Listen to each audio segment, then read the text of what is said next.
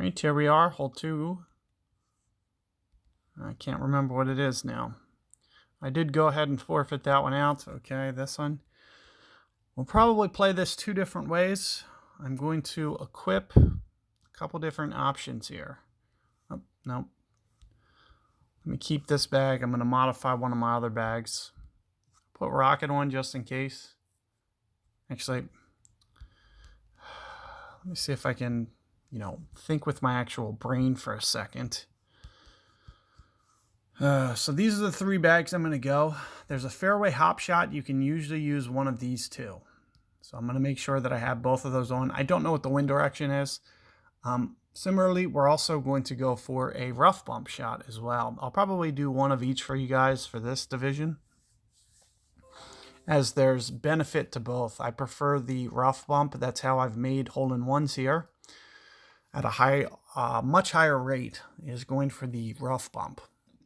It seems to be the #1 way to go.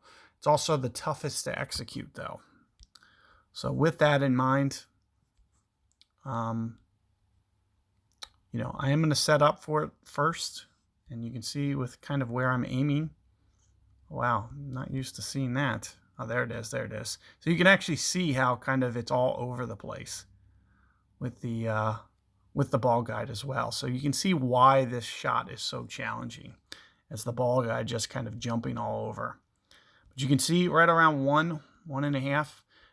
You will need to play about 1.3 per ring. So I'm not even going to go 6 rings here. A little bit under 6 rings. Typically I might curl it, but not with this wind direction. As you can see, it pretty much rolls right where we wanted it, and a very good slow roll up at the hole. But it's got to hit perfect. It's got to be perfect on the bounces. As I mentioned, about 1.3 per ring. It's typically pretty good. All right, so let's watch my opponent, because he's going to do the alternate shot that I was, thinking about setting up for you guys. If he pulls this off to kind of perfection, I may not even do it.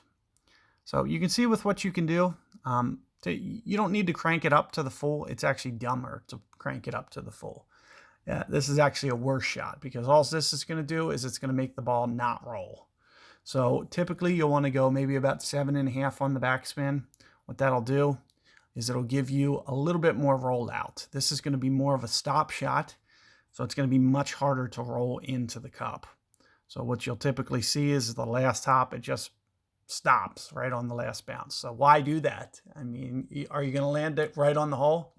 Chances are the answer to that question is no. You always want to create some rollout. It makes it a little bit easier. So the secret to getting that to happen will be about 7.5 to 8 on the backspin tops. So I'll probably do that for you guys next time. It'll be a very similar ring adjustment. So be on the lookout for that, and see you guys on the next one.